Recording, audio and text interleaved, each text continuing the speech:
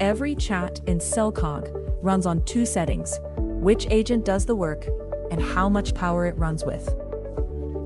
Agent mode is one agent, working fast in a loop with you. It builds, researches, and iterates every time you give feedback. The right pick for most work. Agent creative is the same agent, tuned for taste. Reach for it when how the work looks and reads matters as much as whether it runs. Agent team puts several agents on one question from different angles. Then they challenge each other's findings. Then pick a tier. Flash runs considerably cheaper, and it's quick. The right pick for easy, everyday tasks.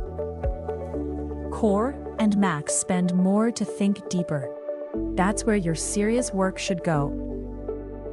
You can switch between agent and creative, or change any tier mid-chat. It applies from your next message, with nothing lost. One conversation. Exactly the right depth at every step. Hire your first AI employee at cellcog.ai. It's free to try, no credit card needed.